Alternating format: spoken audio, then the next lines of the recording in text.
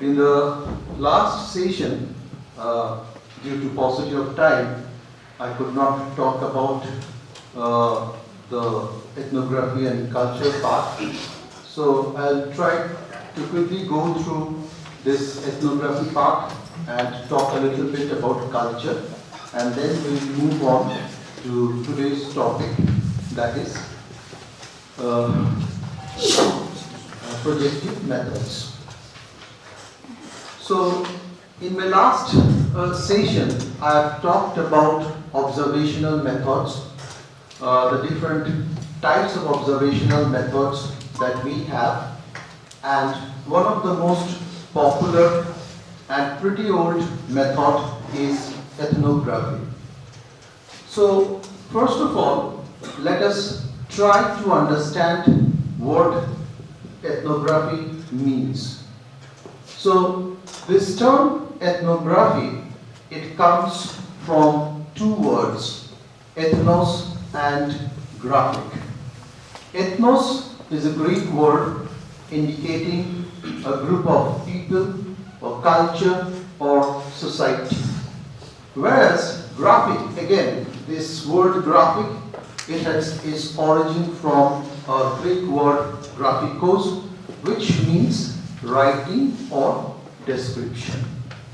So if we make a combination or amalgamation of these two terms, then what we come to know is that ethnography involves the in-depth study of people and culture through observation and participation. That's the important part. I'll talk about it. So, good morning, Russ. Good morning. So, it combines participant observation with detailed written accounts of cultural practices. So, when we talk about ethnography, obviously it's about observation, and along with that, it's also about making a detailed account of your observations. And when we talk about ethnography, it goes beyond observation. It's not just what you see, but it's also about what you hear, what you smell, what you feel. And then it's about creating a detailed description, a detailed account of what you have experienced, what you have observed in the field. The second part in ethnography is that you have to immerse yourself with the community that you want to study.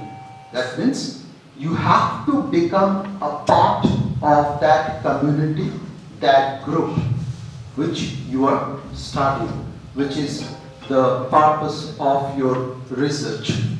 Okay.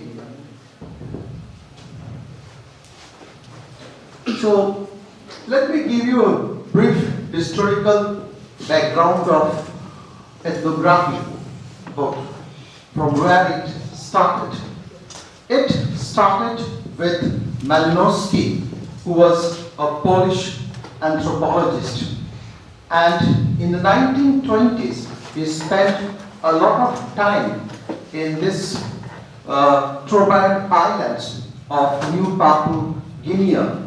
He went there, stayed there for a long period of time, and the purpose of his stay in that particular place was trying to understand the culture of the indigenous natives that were in that place. So he stayed there for a long time, he interacted with the natives there, and from there he came to know about the cultural perspectives of the natives in that island. And obviously at that time he didn't have the help of technology that we have nowadays. So he used to call the natives in his tent, interact with them, take part in their rituals, understand their language, learn their language, and through this he created a bond and got a deep insight about their cultural practices or what the culture was as far as those native community is concerned.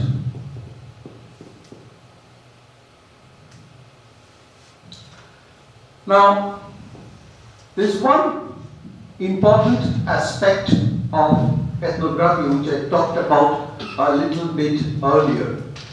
Now, observational methods or observational research, it can be close or it can be occur at a distance. So what we mean by this, when we talk about observational research, you can conduct it, for example, by getting the pictures or getting what customers are doing in a retail store through a CCTV. So when you are capturing the data through your CCTV in a retail store, in a marketplace, in a public place, so there you are able to get what you want, the data that you want, and in this distance moved.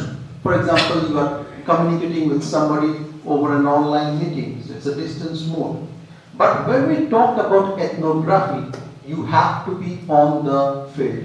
It's close approach rather than collecting the data from a distance. You have to be apart. Okay, so for example, you want to study a farming community, a rural farming community. You just can't observe from a distance what they're doing, but you have to be a part of that community, go through their rituals, attend their festivals, and through that you get a deeper insights about their behaviors, actions, and about the culture. So the hallmark of ethnography is participant observation. We call it as the immersive fieldwork.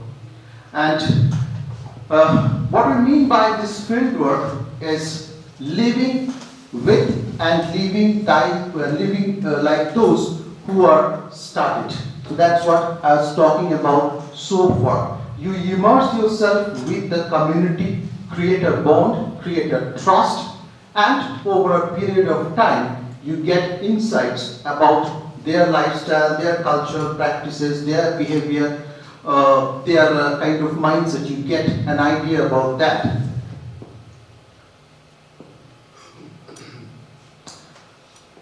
Let me give you an example, that the one that I was talking about a little bit earlier. You want to study the culture of a rural farming community. So you become a part of them. How you become a part of them?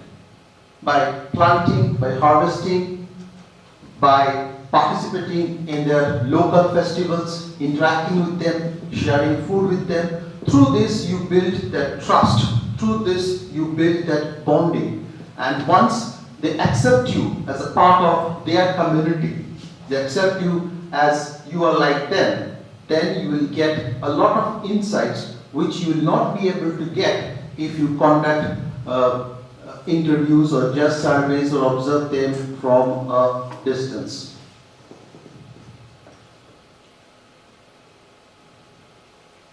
Now, a key component of ethnographic fieldwork is the field notes. So as I told you a little bit earlier, it's not just about observation, but also putting those observations into words, a detailed description, a detailed narrative. So these notes are kind of reconstruction of your experience in the field. What you saw, what you heard, the snippets of conversation, the smell, the color, everything. You put it in your report. So these notes serve as a concise summary of the events, observations, and conversations that occur during the research.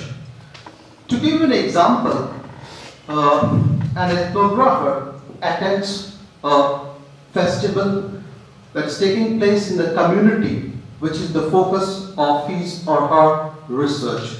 So it's not like just going to the festival, having a good time. No, it goes beyond that. So the ethnographer will record the vibrant colors of the traditional clothing, the smell of the food, the sound of the music, the snippets of the conversations, and all this gives him an insight about the significance of that festival, the significance of that ritual.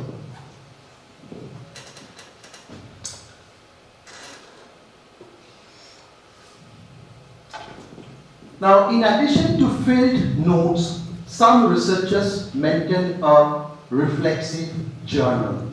So what can be this reflexive journal? We understand ethnography is about observation and then putting down your experience into a report. So what can be this reflexive journal? Anything that comes to your mind from the term reflexive? Maybe after going back to your home, you reflect back on what you observed there and write it. Maybe some hidden observation, or you think over your thinking. Maybe. Yeah, it's a narrative. You discuss about the parents. The surroundings, in nature, in what context is it happening.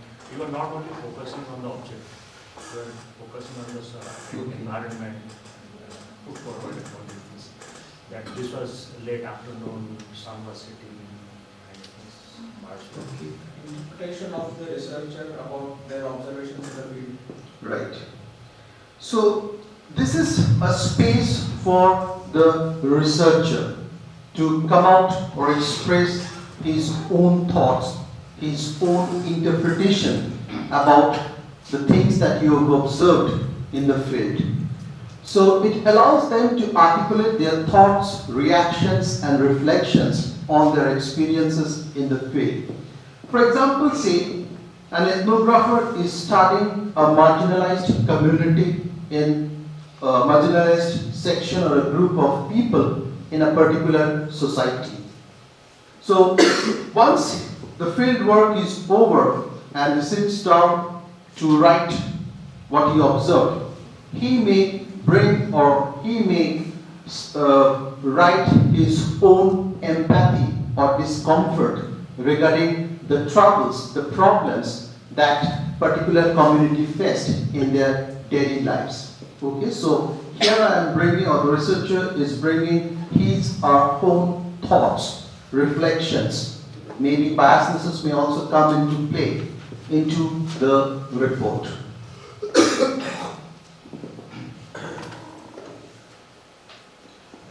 So the reflexive journal can include emotional responses, like I told you, expressing your discomfort, your empathy related to the struggles of a community that you are studying. Cultural insights. So maybe you are going to a community with some preconceived notions, but once you are there, you understand their culture, you realize that there are a lot of differences between the culture that is there in that particular community and your preconceived notions. Research challenges. What are these research challenges? The challenges that the researcher faces while conducting the research in the field.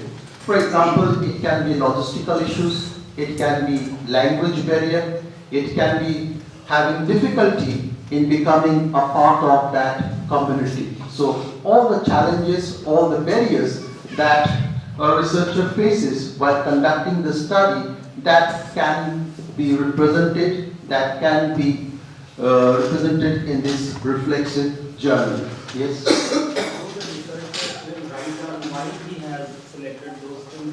Just comment in, why? What is the reason behind identifying or writing those things? Yes. The researcher's own reflection. Yeah, but what is the reason? Does the researcher write those things? Yeah, as I told you, I gave you that example, that illustration, that monkey business illustration that I gave you. So you try to get a holistic view of your observation, what you are seeing, what you are hearing, what kind of smell you are getting, rather than focusing particularly on something very specific. Because those aspects in the environment also provide you some subtle cues, some meaningful information which will help you in your research output. So is it just a kind of writing certain things or the critical viewpoint of that? No, it's what you see, what comes to your mind, okay, what you think is important, okay, you try to gather those information and jot it down.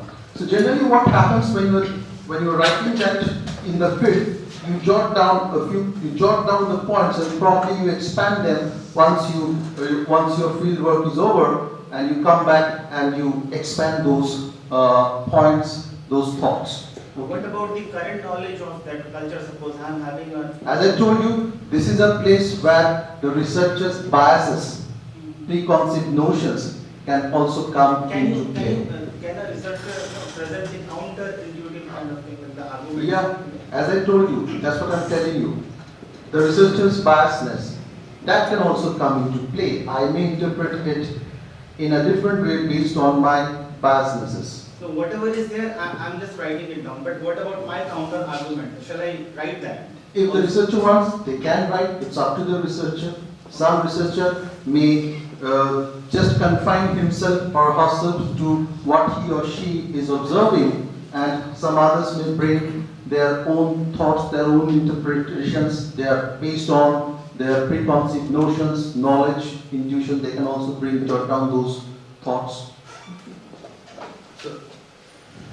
So, in ethnography research, is the participants know that someone from the outside, maybe researcher come in their community for doing something? Again, in some cases they know, but in some cases they may not be aware of it. For example, say if somebody is studying, conducting a research on drug addicts, maybe people may not come to know about that this person is there to do some kind of research with our community. Again, it depends upon the place, the laws of the land, so it will come into play. But there are times when the thing that I was talking about in the last class, that ethical dilemma, okay? So sometimes people may not be aware that they are being observed, or the person who is a part of their community is actually there to unearth some information, some insights about their culture, their lifestyles. That may also happen. That means when we are going to doing this sort of research, we need to go with as like a normal person, the same like their cultural. Again, I told you, it may vary the way you do in one country and the way you do in another part of the world. And is there any time limit for doing ethnography? See, many researchers who conduct this kind of observational methods, they have a so-called ethnography year, which consists of 13 months, that you spend 13 months. But again, there are no such hard rules or norms about how much time you need to spend in the community to know about them.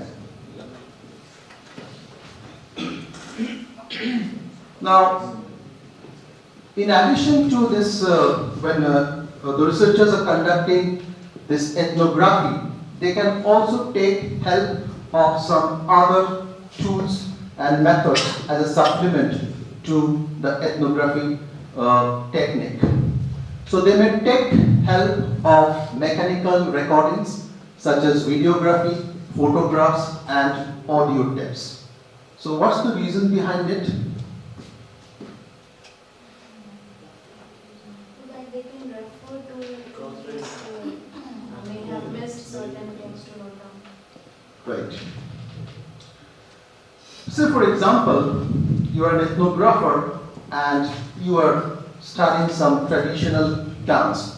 So maybe you'll observe and write, jot down the points, but in the process you may miss out on some important aspects.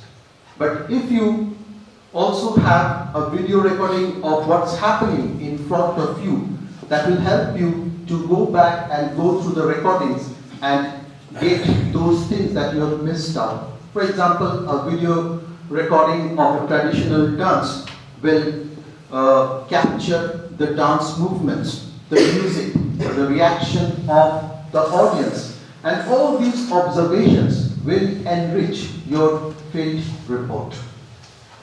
So Yes. How this ethnography is done? Ethnography can only be done for a long period of time. How Like, is it for only a long period of time, this ethnography study? Is it longitudinal only or See, cross section? no. I mean, longitudinal is a different concept. You have to do it at over different points of time. But it's focused on a specific or a particular community, a particular group of people in a community or in a society.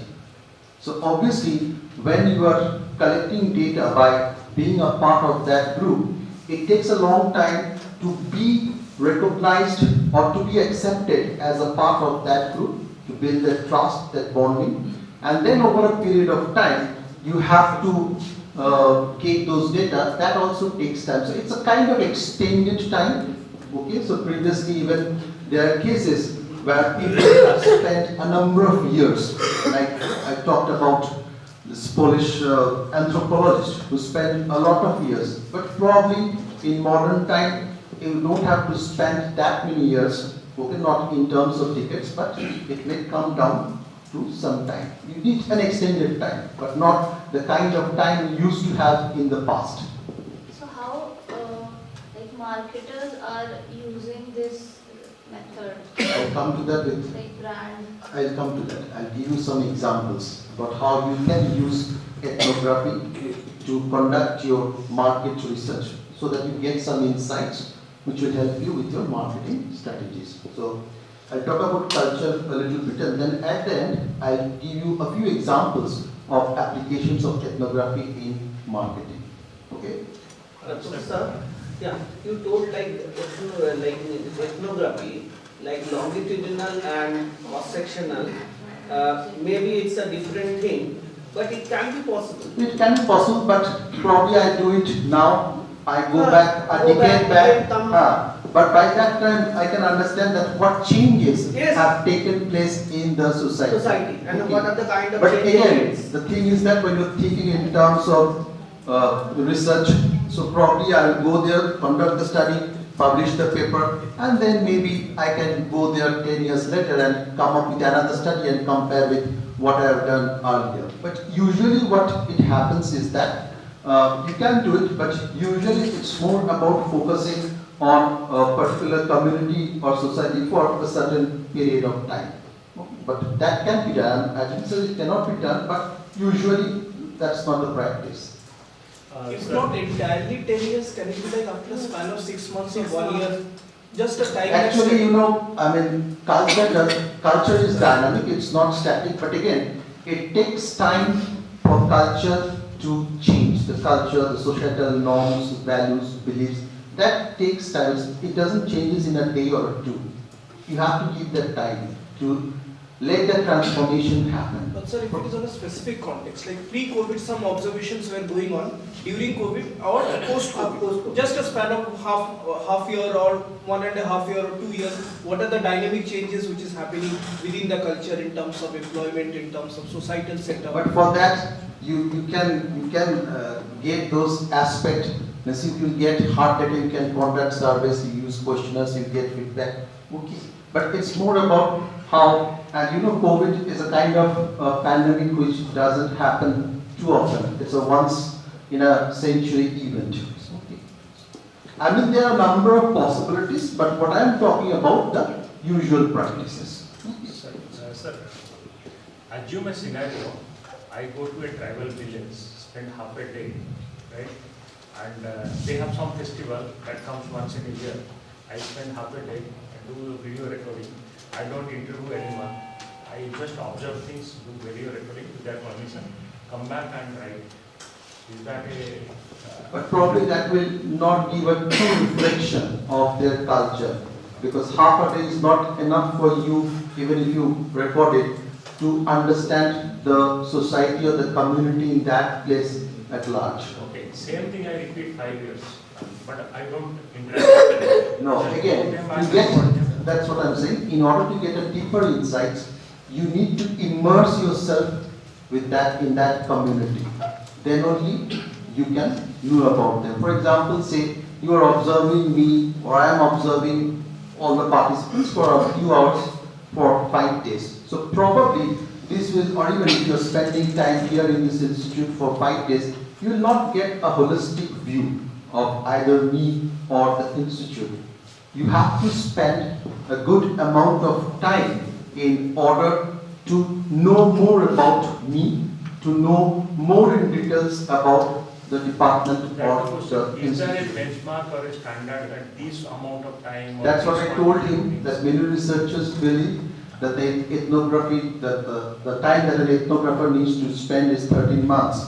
That's what they call an ethnography year. But again, there are no such hard fact rules that you have to spend this amount of time. It depends upon the researcher. Once you understand that you are not getting any new insights, then you may realize that it's time to stop the observation. And probably I think Professor Belk has talked about it regarding his friend Rob conducting that study on Star Trek. He has talked about it in an earlier presentation. So specifically depends on which culture we are trying to impact. So cultural assimilation plays a very strong role. For example, Ethnography is associated with the study of culture. Okay, we may use it or customize it in different way in different places, but it's in true sense it's the study of the culture of a particular group or community. Okay. So they are like intertwined.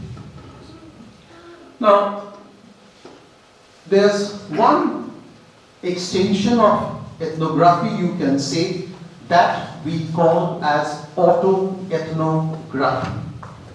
What is this? This is about individuals expressing their personal experiences and relating that with the culture or societal norms. So what you have experienced as a person and then relating with the existing culture or societal norms. Let me give you an example.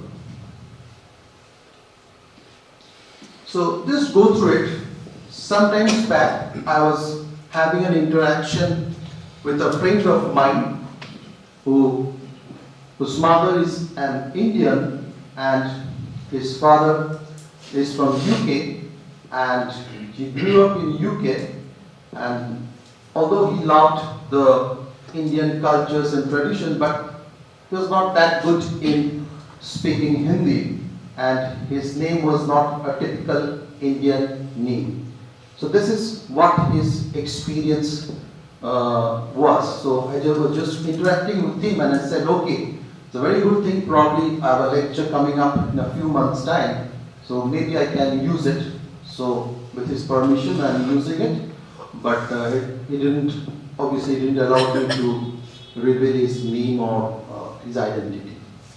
Probably this, you can think of an example of autoethnography, what happens here. So what kind of problems he faced while he grew up, starting from his school days. People questioned him about his identity. So the kind of experience that he had, the kind of problems he faced, the kind of trauma he faced. So you can narrate them and then try to relate with the existing culture in that particular place. So if you look at these example of what happened, so he had to face questions like, what are you? And remember, this is a question being asked to a 4th grade student who is too young to probably understand what's happening, because that's the stage when you think about having friends, having fun, playing, all those stuff. And questions are being asked about his identity. The question caught me off guard. I had always thought of myself as just me, a little kid. Okay? So neither Indian nor white. Yet in that moment, I realized that my identity was something that others felt entitled to define. So who I am, it will be defined by others in the society rather than by me. So In this way, autoethnography is about a method, is about a research process where individuals share their own experience and try to relate with the existing culture.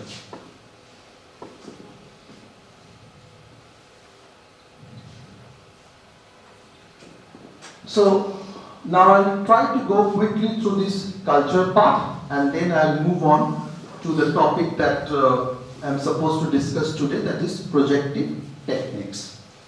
So just I'm talking about culture to make it understandable to you that why culture is important from the marketer's perspective, from a company's perspective. So if I ask you what is culture, how you explain it? Because you all are a part of some culture. And even in a country like India, with so much of diversity, we have a lot of subcultures in different regions, in different states. So what is culture? Culture may be a combination of beliefs, ideologies, practices, assimilation of norms, set of norms, established norms. Established norms. Set of values. Yes. Set of Right. values. Anything else? So a group of people sharing common belief, values and lifestyle. Okay. So I'm just let me just go through this quickly. So ethnography and culture, they are intrinsically linked. Why we need to study culture? Because culture plays a very important role in shaping our behavior,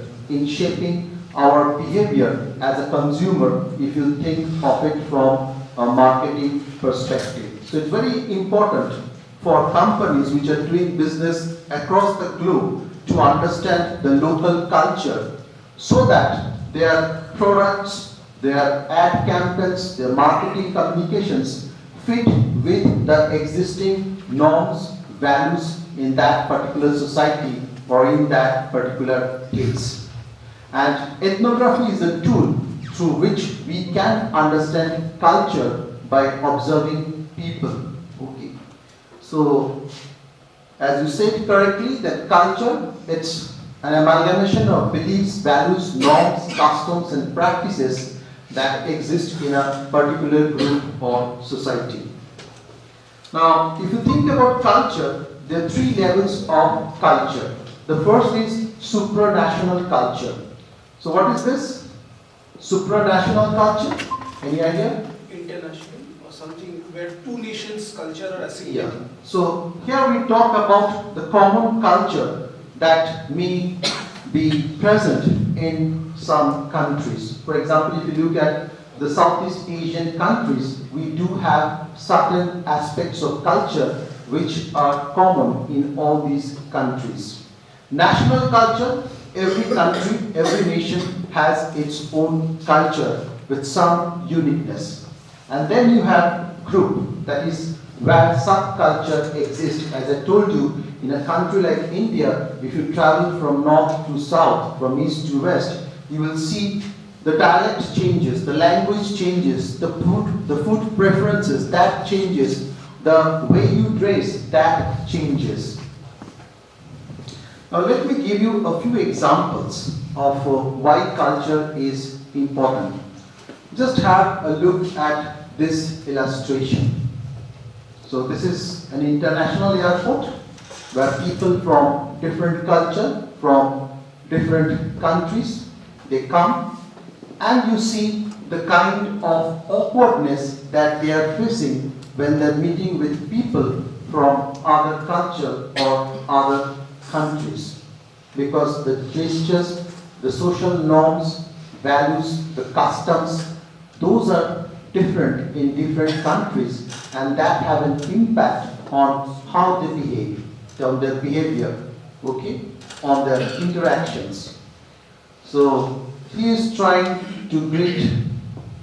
So this is a Japanese person, and this is somebody say from Europe. So he is extending his hand for a handshake, whereas the Japanese person is bowing because that's the tradition there. Okay. So this is about personal space. So for this lady, the personal space is narrow, but probably for this person from the Asia or maybe from African country, the personal space is broad. Okay. And then at the end, we have an Indian who is thinking how I'm going to interact with them, what I should do, whether I'm going to extend my hand or whether I'm going to bow or what. Okay. Now when we talk about culture, let me just, as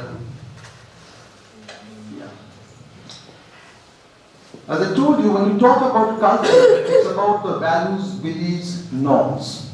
And based on this, an ad campaign with the same message may not work in all the countries where the company is doing business. Why? The reason may be that the culture varies from a country to country.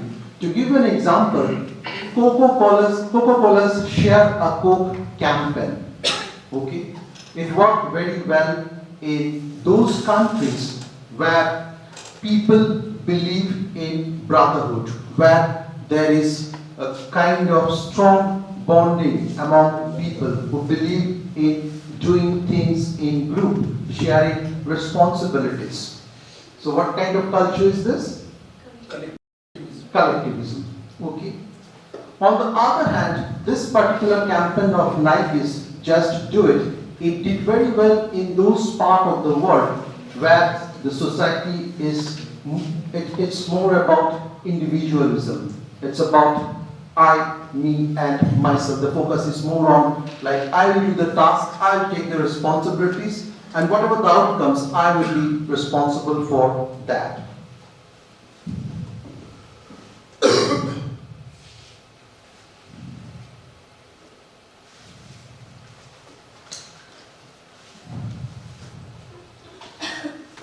Now when we talk about culture, the cultural symbols, they also play a vital role in consumer behavior.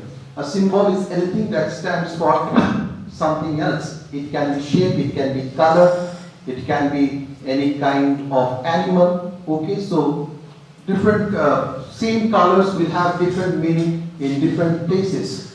The shape of objects, different meaning in different places because of the cultural differences. For example, if you take the color red and white, in some part of the world, the wedding attire is red. People prefer to have their wedding in red colored dresses, whereas in some, for example in India, this is a very preferred color for wedding attire. But again, if you go to the western part of the world, like say US, it's white. So people get married, especially the bride, in a white dress.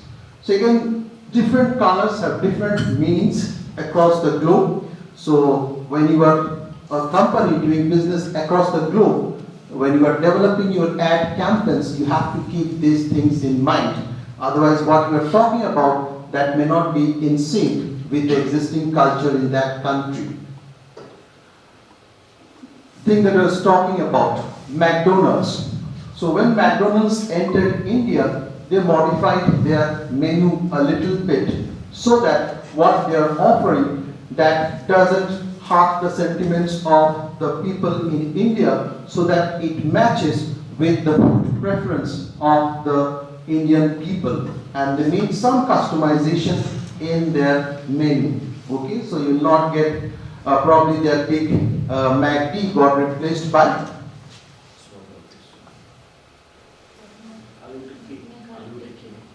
no?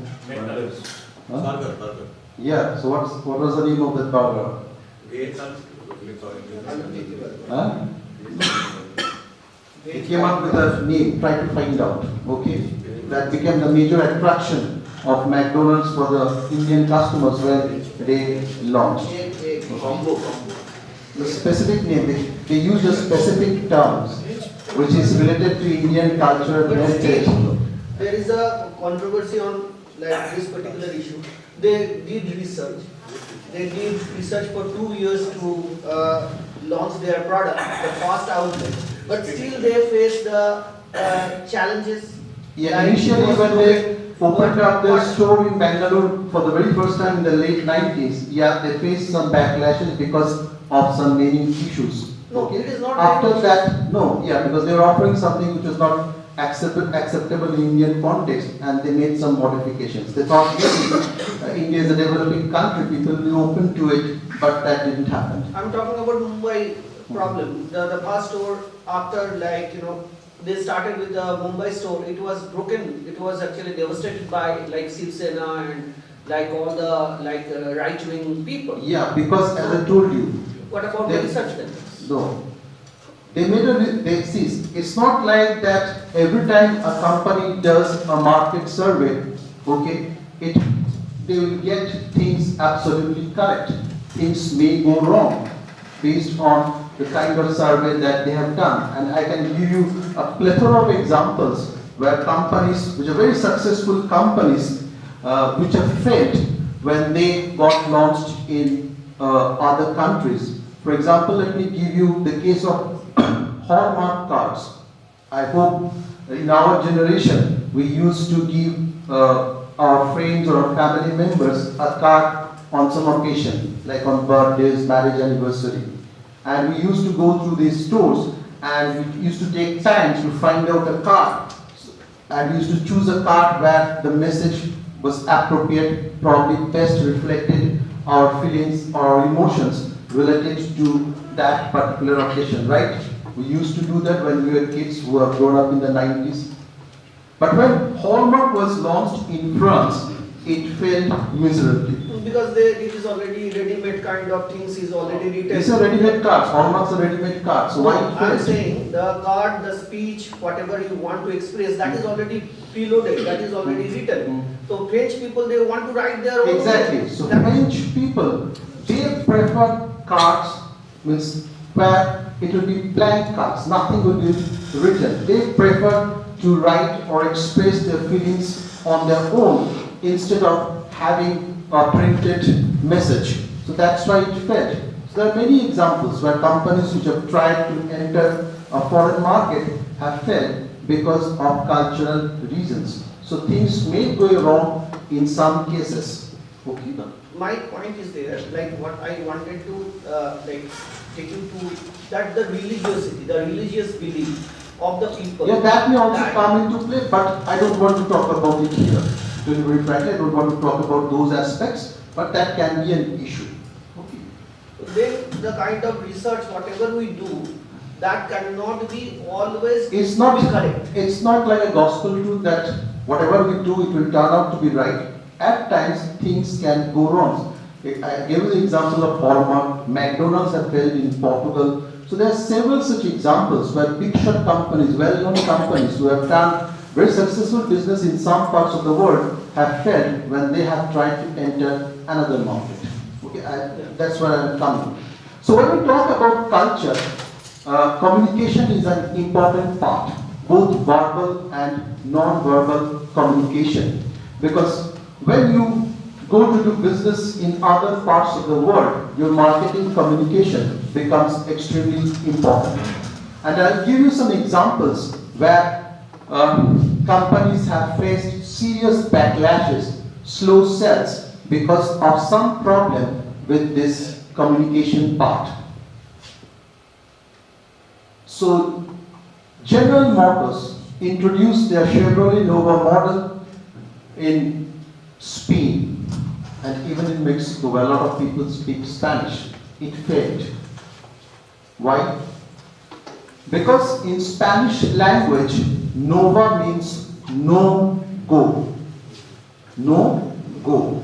So you are coming up with the brand name of an automobile which means no go. It contradicts the very purpose of the product that you are trying to sell, because the thing that we associate with automobiles is mobility, movement. And you have come up with a name which contradicts that, totally opposite of what the product stands for. Similarly, Bacardi came up with a drink, named it as Pavian, and didn't do well in Germany, because in Germany, the Pavian means baboon, a kind of monkey you can say. And this is the classic one, Pepsi's slogan in Taiwan. So Pepsi came up with a slogan which in English was "Come alive with the Pepsi generation."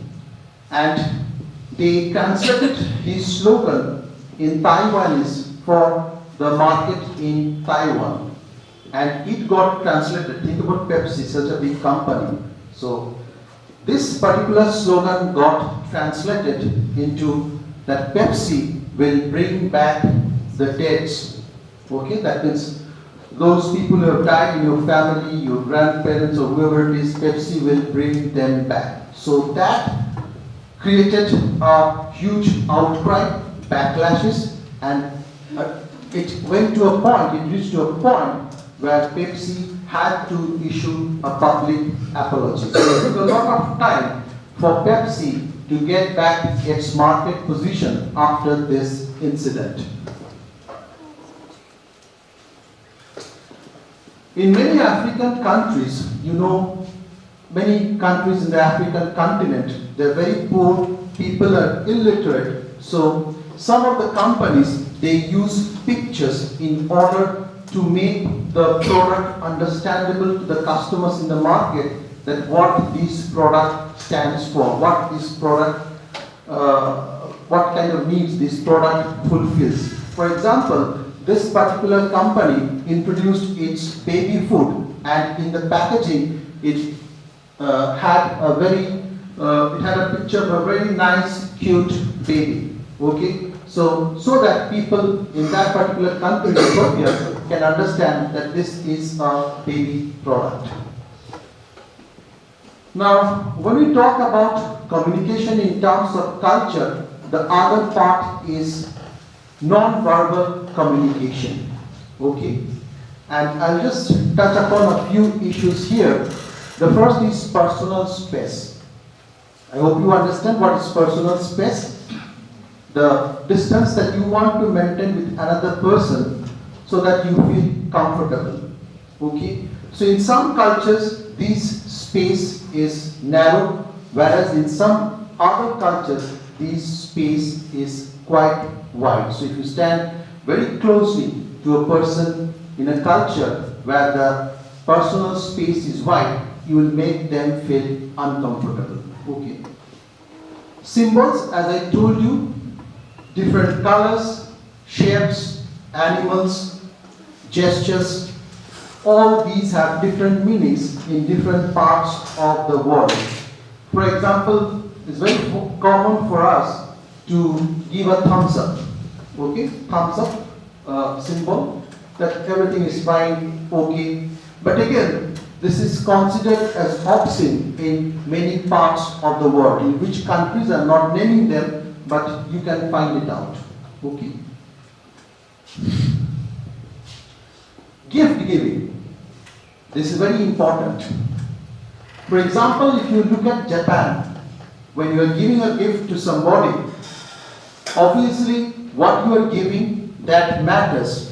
But equally important is how you present the gift to the person, the wrapping part. So they put a lot of focus on the aesthetics of the gift that you're giving. It's not just the gift, but also the way you package it and give it to the persons. Okay.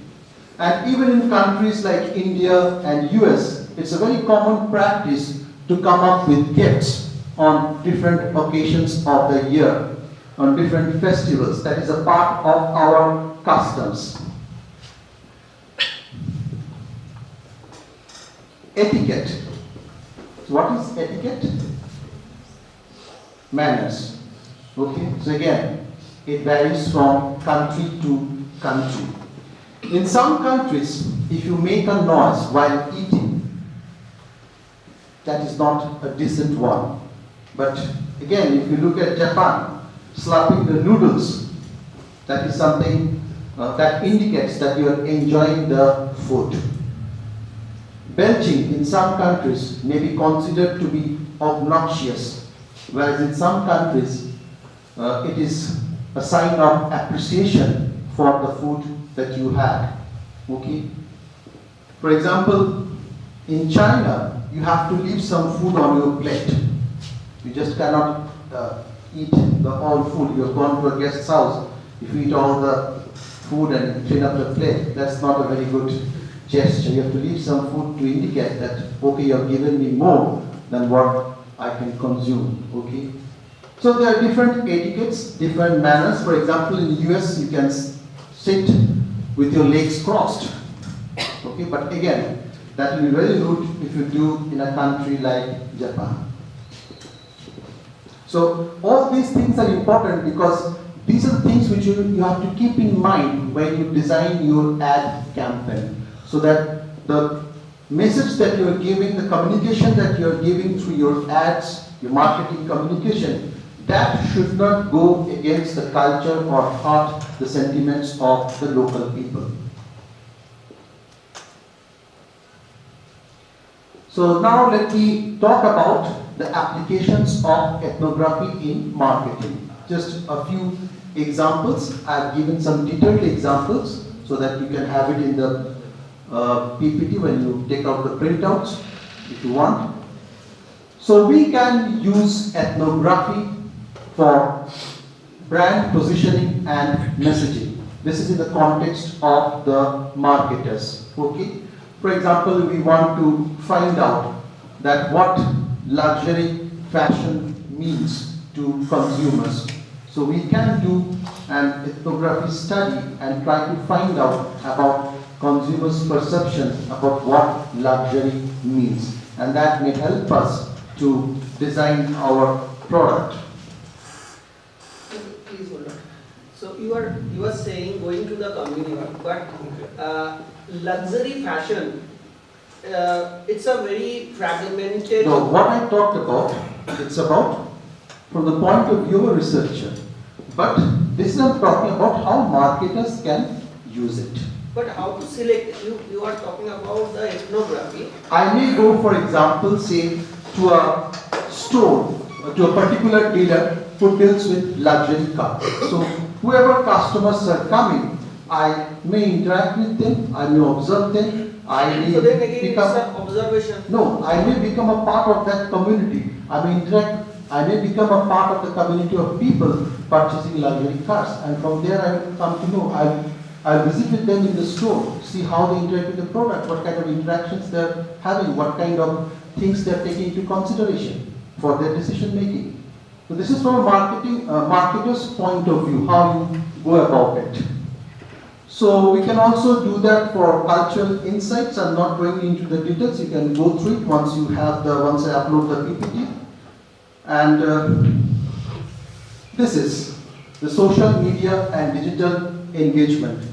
And Professor Belk has already talked about ethnography. So you can also become a part of an online community, and then you can come to know the comments, the feelings, the sentiments of the people in that particular community, in that particular group. You can also give your comments to make others understand that you are also a part of that community, and through that you will come to know about their beliefs, their perceptions, their likings, dislikings. So nowadays we can do it in the online form also, and we use a different term, and that is ethnography. So probably you can think of ethnography as a kind of extension of the ethnography. So this was about your ethnography and culture. So next we will move on to projective techniques, the topic that we need to talk about today. Yes, sir. So the marketing example is well crafted. Just wanted to ask, is it possible and feasible to demonstrate ethnography, someone who is doing research in behavioral aspect, the personality of an individual or in the organization behavior? See, again, ethnography, when you are talking about ethnography, it's not just about an individual, it's about a group. Our focus is a particular group, a particular community, rather than the focus being on a single individual. It has to be a combination of few individuals. Yeah, because we cannot come to know about culture by observing just a single individual. So personality of a particular group can be also deduced through ethnography. I mean, you don't have personality of a group in that sense. Culture. Means that if you want to study about personality, then these projective techniques are probably a better tool to understand the personality traits, personality types. How we as a researcher can adopt this? Again, it depends upon on what research you're doing, what is your purpose. If the study doesn't require qualitative or say ethnography, you don't need to do. It depends upon your approach, what's your purpose, what you want to find out, what's your objective.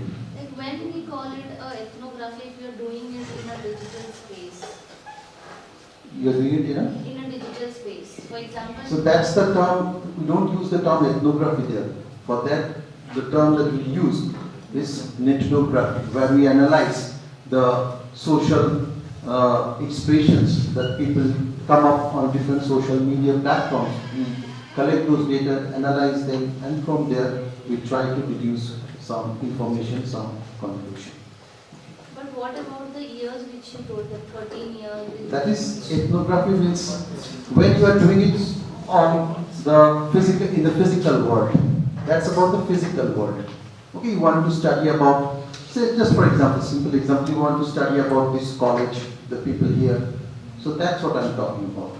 But in ethnography, you can collect or you can have access to a huge number of samples in a very short span of time because you're doing it online. Okay, so that depends upon what is the focus of your research, what's the purpose, and based on that you decide whether I do it in the physical world or I go for ethnography and focus on the social media platforms. Sir, you were saying sample out here. Is it a sample or a particular? No, in research sum is definitely a sample. It's definitely, sample? definitely, because one of the limitations in observational methods is that sample size. Because you know you're studying, that is also part of observational methods, because you are focusing on a particular area, on a particular taste, on a particular community. Suppose a particular, let's say, there is a Dodo or Horo society that is called the tribal society in Jharkhand, let's say. In some of the villages, I want to study a particular culture. It may be the Again, as a single researcher, it will be very difficult for you to study multiple villages because they are constant in terms of time, in terms of money, in terms of resources. So probably you may cover a single or a couple of villages because of the time constraint that you have. The sample, no? Yeah. A village or a community would be the sample. No, when you have to understand the essence, the notion of this particular point, that this is in contrast with what you can do or the kind of samples that you can have when, for example, you are doing a survey. You can have access or you can get responses from thousands of consumers or thousands of... In ethnography, we go for the sample survey or this kind of things. Sample survey? You were saying... So obviously, where you will go, which group you will study, what will be their demographic details, that is decided, that is based on the objective of your study. You just don't go anywhere and you start doing your study. So that is predefined, definitely. That should relate with the objectives of your study. So, okay. So next we move on to projective methods. Now, projective methods help a researcher to get a deeper insight about consumer thoughts, feelings, their motivations, which a researcher may not be able to get by using some other methods. So here, the researcher encourages the participant to project his or her feelings onto external stimuli. Okay. So probably here respondents can talk about or they can come out with things which may not be in their conscious mind, or maybe which they feel difficult to articulate. Now, these projective techniques, they are used in the fields of psychology. For example, we were talking about the personal traits. That can be a good area where it can be implemented. Marketing, brand perception, brand association, and in social sciences. For example, I want to study group dynamics, then I can use this projective techniques. Now, there are different types of projective methods which have been grouped into three major categories by Luke based on the amount of information that can be generated by the method. So I'll talk about each one of them, but the grouping is done, the three categories that are developed based on the amount of information that can be generated. So minimal information, so we'll club some methods, some techniques under minimal information, some under moderate information, and some under maximum information.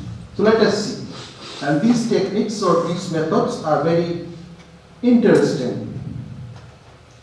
So first is word association. So what is this? Similar kind of word. Similar kinds of word. A random word will be projected on the screen and the participants will be asked to frame a sentence which comes spontaneously on them. Right. So here, the participants, they will be presented a number of unrelated words and they will be asked to say their thoughts or feelings on those words very quickly. So it's a kind of getting unguarded responses. It's a kind of the word that comes at the top of your mind. So that spontaneity is there, which may be missing in other methods. So these spontaneous and unfiltered associations can offer valuable insights into consumer perceptions of a brand or product category. Now, I'll give you some illustration and I'll request you that only that individual responses who might ask, otherwise you will not be able to understand. Okay? So I'll come up with some words and then I'll ask somebody what are their thoughts on that. Okay?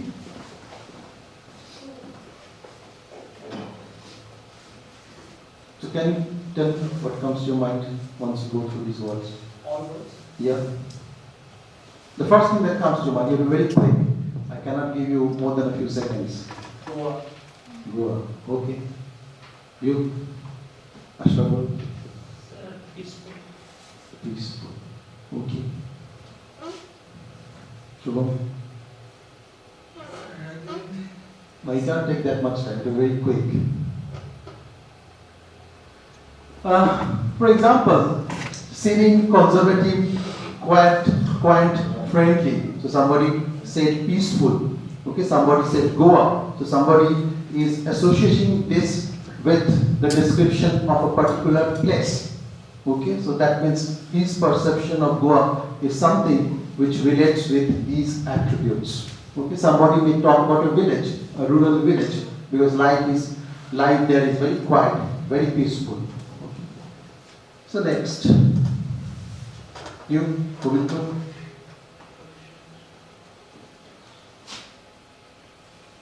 Quickly, you need to be very quick because if you take a lot of time, then it will not be your top of the mind. Okay, anybody else? Life. Huh? Life? Metro city like that. Metro city, right. So many people may associate these with a city. Okay? It's brash, rash, liberal, modern. So you're always on the run, you're moving. Lots of it again, it varies from person to person. What you may say, somebody else may have a different perception about this. So this gives you an idea about what a person thinks when these unrelated words come up, and that gives some information about what's going on in their mind. And a very good way to visualize these associations gathered is by representing them as a word cloud. That's what a lot of research is focusing on nowadays. And I'll give you an example of a word association. It's a study that was conducted for McDonald's and In and Out Burger. So they did a word association. Is it perception or the number of times the word I'm coming to it, just that I'm coming to it. Okay. So, what is this word cloud? Word cloud is a visual representation of a data set where you get some words and the size of the words indicate the frequency, the importance of that particular term. So the words that are used frequently, they will appear bigger in sizes, and the words which appear smaller, it indicates they have lesser frequency. So as you can see from this study, people were asked that what comes to your mind when you think about McDonald's, when you think about In and Out, and this is what came up. So what you can conclude from here? So what are people's perception as far as McDonald's and In and Out are concerned? So as you can see here, food, bad, fast. These were the words that people or customers talked about once they heard the word McDonald's. Similarly, for In and Out, it's about food, good. So this is a study conducted by these researchers. That's the source. So many marketers, they conduct the word association in this manner, and then they use word cloud to understand that what is people's perception about my brand. By doing this analysis, a lot of online free platforms are available like word cloud, water, and also there are softwares with the help of which you can conduct these you can go on with this word cloud. So for example, a fashion brand may analyze social media mentions. So they will analyze what's going on the social media as far as their brands is concerned. And say for example, words may come out like affordable, innovative, eco-friendly.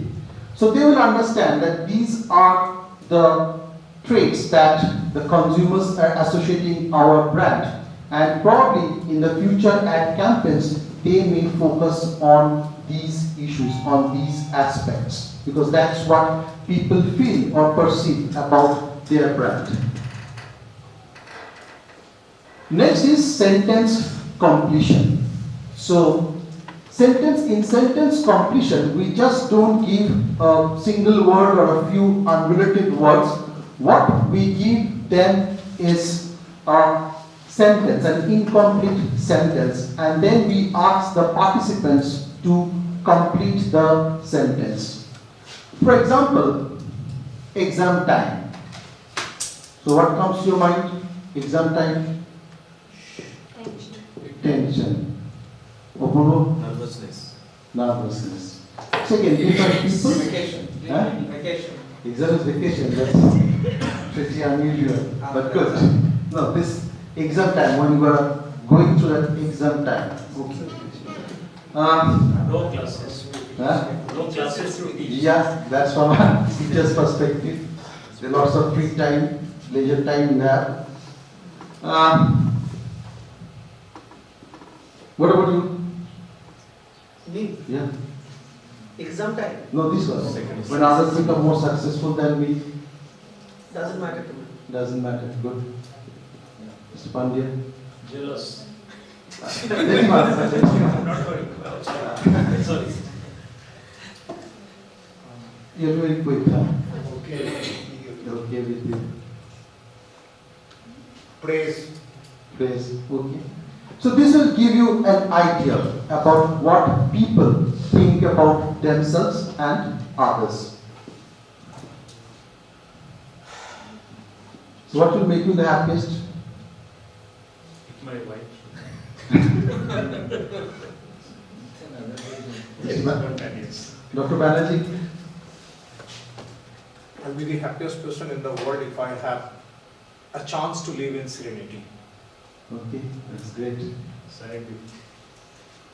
Well, If I have plenty of time to sleep. okay, good. Yes. Me? Yeah, Dr. Shah. Already answered. Oh, you said. My wife smiles at me. Okay. So in this way, you can get an understanding of an individual's psyche, of an individual's subconscious mind. What are their attitudes? Okay. And this can be used in marketing context also, where marketers can come up with this incomplete sentence and ask the customers what they think that their favorite brand should be.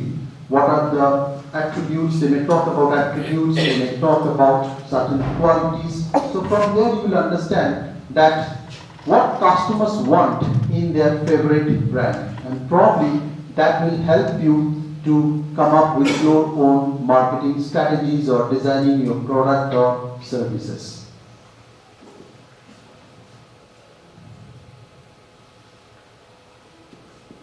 Cartoon tests.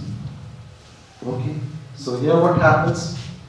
A straightforward illustration will be shown to the participants. Many times we also use some speech bubbles. So some cartoons will be shown to you. There may be speech bubbles and you have to complete that. Okay. Let me give you an example and I will ask you.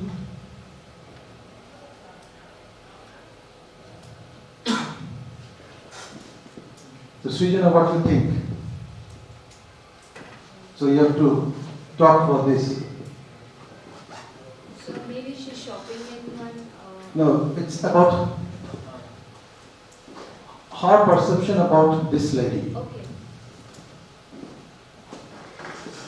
So maybe they were shopping at the same place and both of them happened to grab the same thing. And she grabbed it first. No, it's not about. It's about you have to fill this with what this lady is thinking about this lady on the right.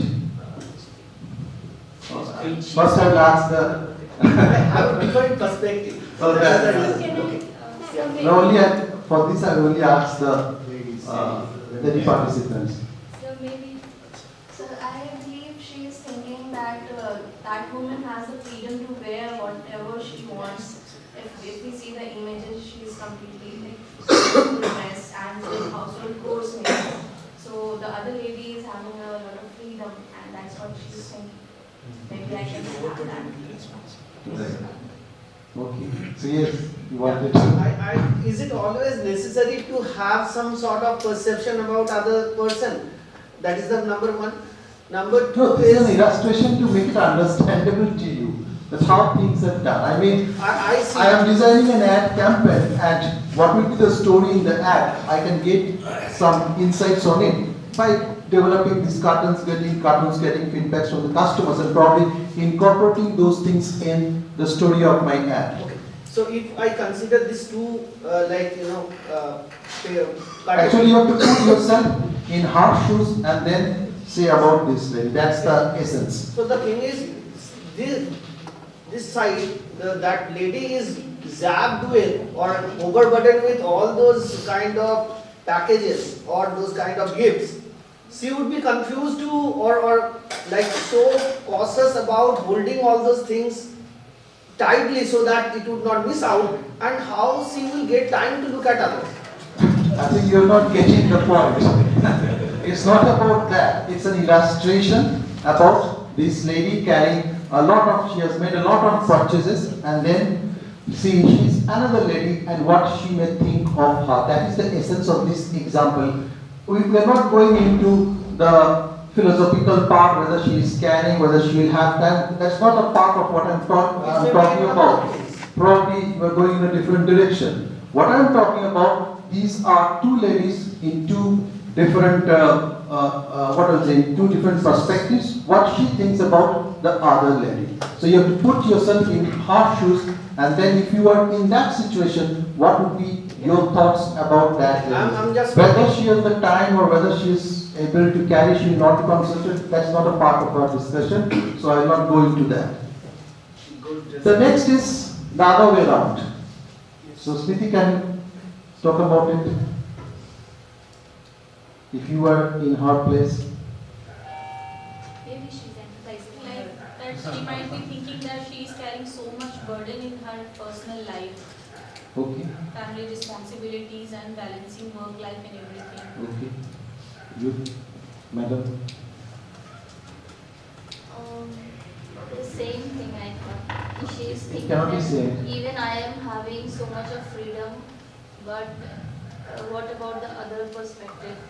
That woman has a lot of burdens and Okay. she is not able to enjoy her life the way I am doing it. What are your thoughts on it, madam? So I think she's empathizing with her. Maybe she's thinking that why do she have to carry all the burden by herself? Why is nobody around? Why she has to be the It may be also, no? Why Let us so much a of, conflict. yeah. That's such a Yes, Shubham, you want to add something? So you can be Something. the girl is also thinking that after she will be married, then she will also get the responsibility. But I suppose Sir, it could be another perspective also. She is thinking that grass is always greener on the other side. She has some duties and responsibilities to take care of, but I am all alone. I might need some responsibilities, I might need some family. What they said is also correct. That's what we are saying. So different people will have different perspectives. Some may think that probably she is a very rich woman, having purchasing so many products or items. So maybe she is a very rich woman, and maybe I am not that rich. That can also be a perspective. So different people will have different perspectives. Yes. So it may be something, why to buy so much?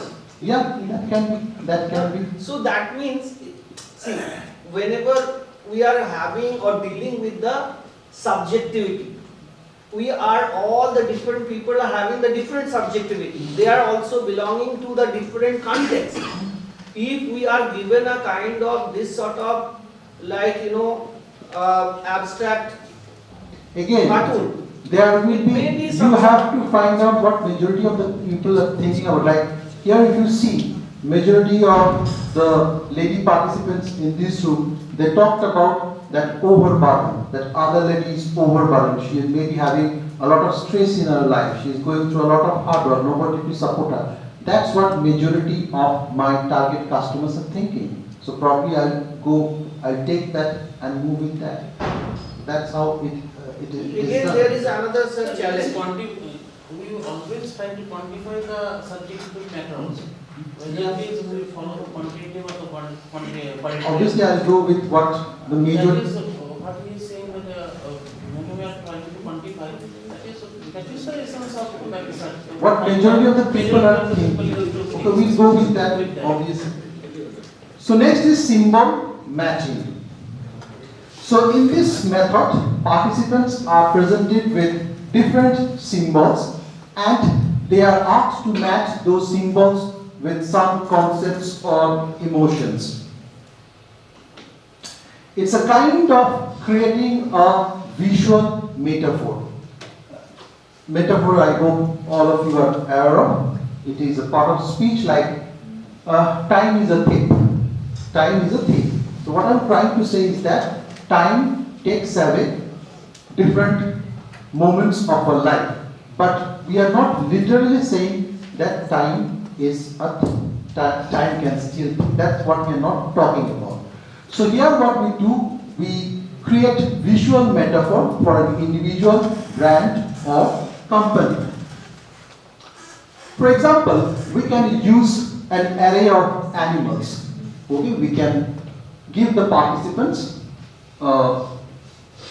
content consisting of a number of different animals, and then we may ask that if brand X is one of these animals, which one it would be.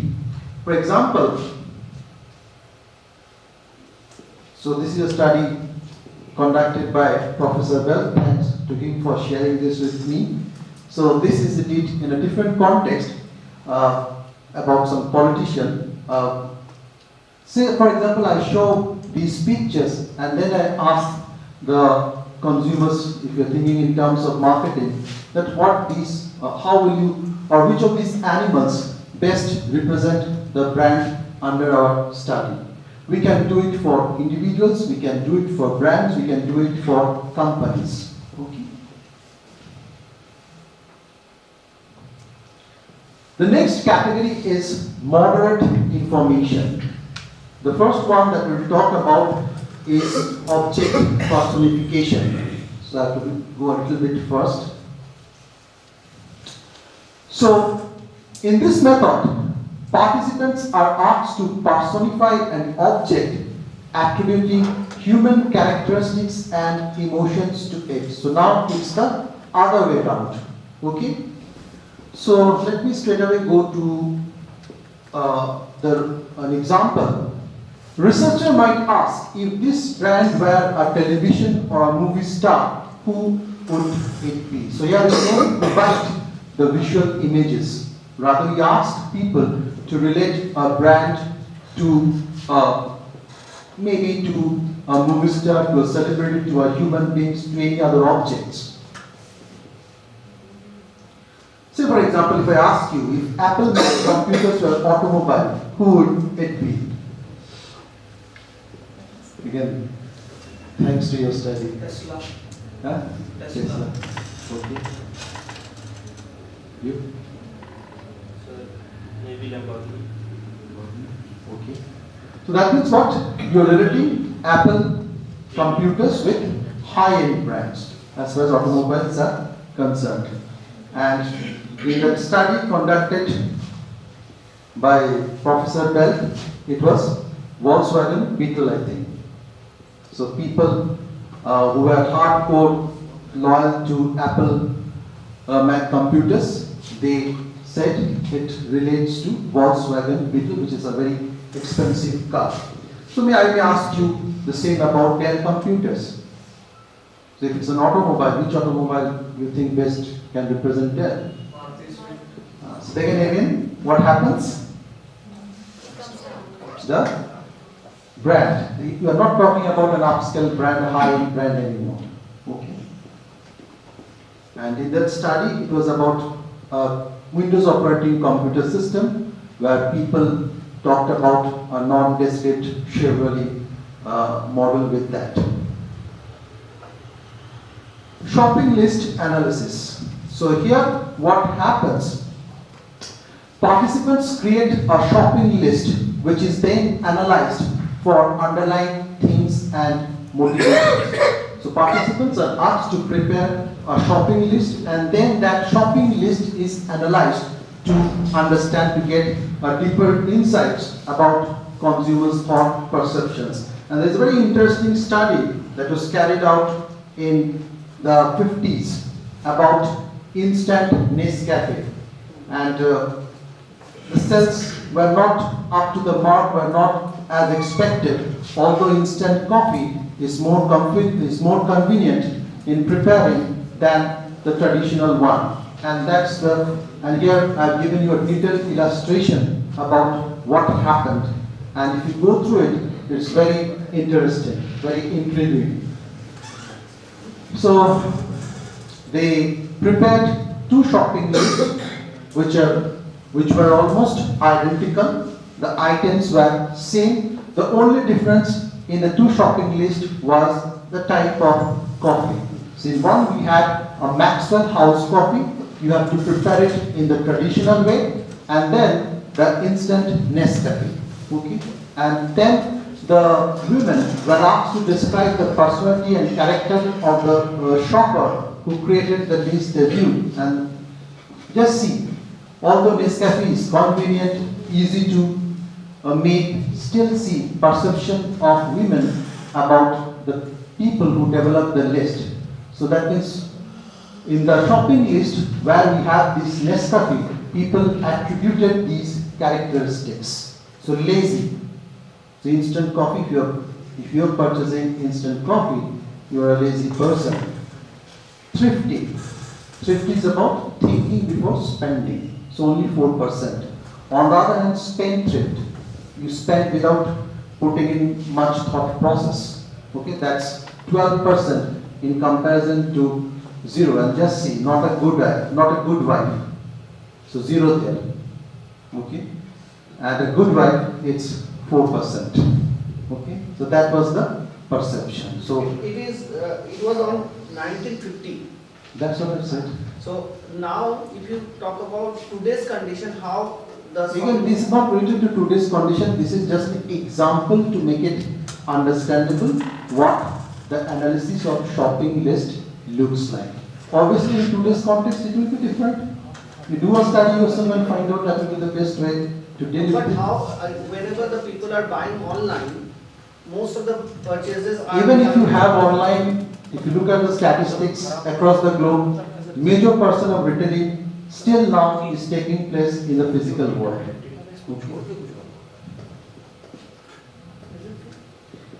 Next is picture drawing. So this is something which comes from children psychoanalysis, where children are actually asked to draw something and then that is being analyzed.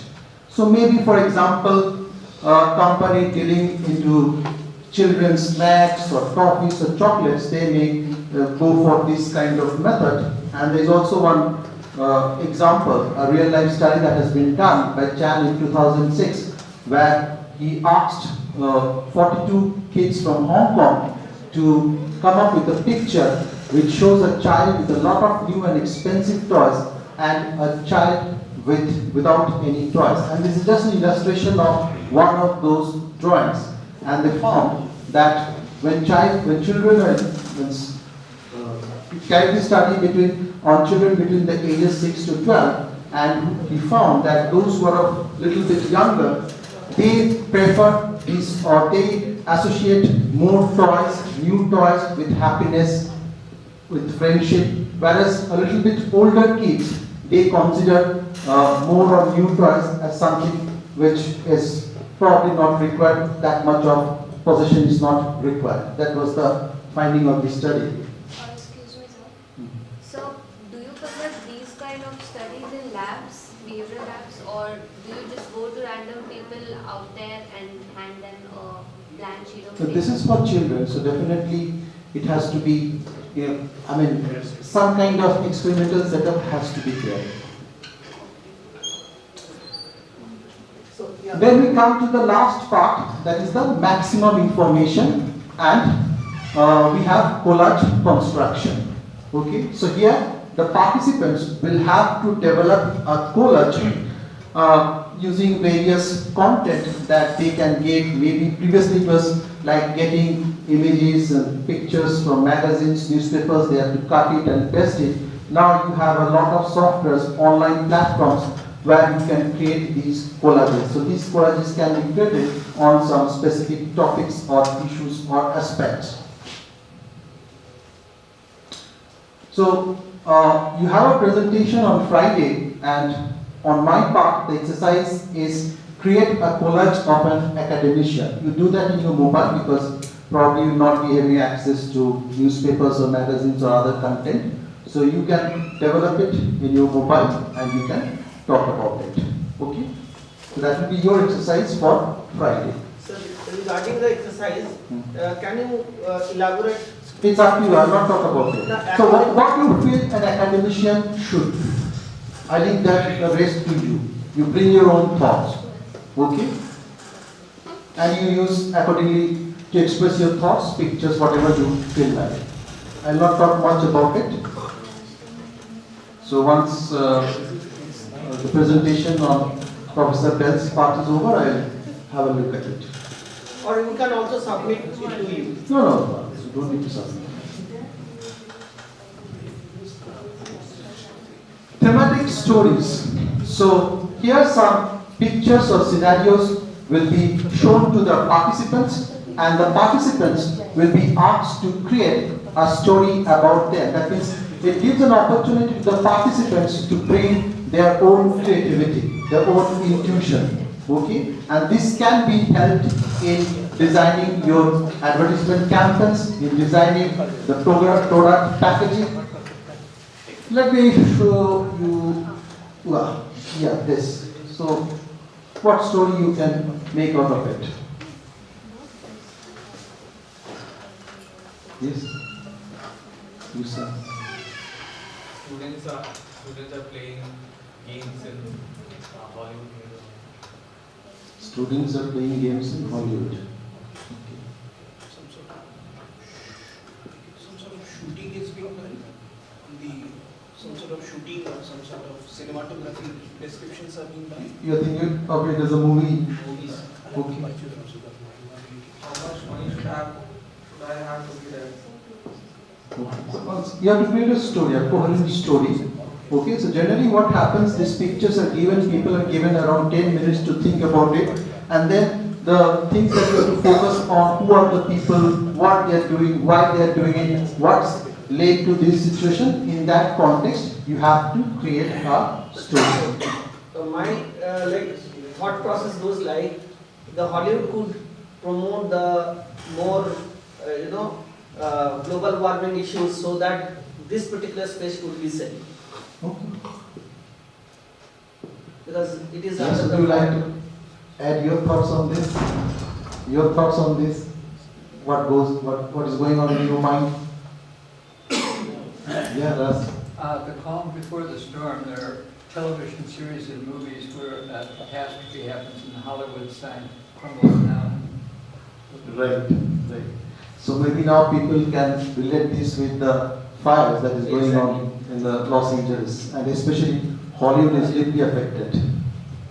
So this is actually a snapshot from my visit 10 years back. So this is a kind of park, okay, where in the Hollywood Hills, where a lot of celebrities stay, and this is a kind of big kind of open field where people usually come with their kids or maybe with their families, with their dogs in the afternoon to just spend some leisure time.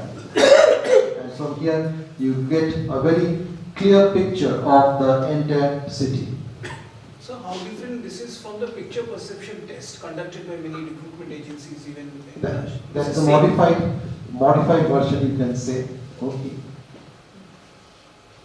In many cases, they probably give it a name like John's appreciation test. If I remember it right, they will show you a picture and then they'll ask you to talk about it for the next 2 minutes. and also create a story around that. That means when you have to talk about 2 minutes, you need a content, you need to create a kind of coherent story. Next is, so we are running out of time. So psychodrama is kind of role playing, where a situation will be given to you and you have to enact a particular role. For example, say you may be asked to play the role of a customer who has given his TV to a service station for some repair, and on the day of the delivery he is being told that the TV has not been repaired, it will take a long time and probably it will cost him more. So then how he as a customer, he or she as a customer is going to react. This one is very interesting. I'll give you a very interesting example for this. Even dreams are analyzed. People are asked about their dreams, and based on what they say, their dreams are analyzed. And dreams are very important in case of projecting your thoughts, okay? Because it's a kind of world of illusion, fantasy, desires. A lot of things are involved in dreams. And I'll give you an example that how this is related to, how this can be related to marketing research. This is company making roach means cockroaches. Okay, so we use the term cockroach here in India. So this is a company which has come up with this black flag roach model. So what is this? So this company came up with a yellow plastic box. What will happen? The cockroaches will get attracted by that box. They will enter the box and they will die. That's why the name motel. Okay? It's very convenient. Your rooms, your houses will not get dirty. You just pick up the box, throw it away. So what do you expect as a manufacturer, as a seller? It will have high sales. Okay, people will purchase it. And who are your target customers? Generally the women in the household. Okay, but surprisingly, that didn't happen. So the company was like, we came up with something innovative, something more convenient than the traditional sprays that we use at households for killing cockroaches. But why it didn't click? So then they conducted this dream analysis of women, and even they asked the participants to draw some pictures from their dreams. Now what happens? The analysis and of the dreams and the pictures, it showed that women associate cockroaches with men who have wronged them. Okay, so women associate those cockroaches with men who have wronged them. And in their fantasy, they enjoy the cockroaches squirming and dying when the spray is applied. On the other hand here, the cockroach enters that box and disappears. So they cannot see how the cockroach is dying or the kind of pain the cockroach is going through before dying. So that doesn't matches with their fantasy, that doesn't matches or that doesn't give them that enjoyment. And in their subconscious mind, they preferred not to use this, they avoided this. So that was the outcome of this. So they wanted to die with pain, kind of sadistic pleasure. Sir, all the respondents had the same dream or same motion? No, different kinds of dreams they analyzed, and then they came to this conclusion. But majority, what, like this.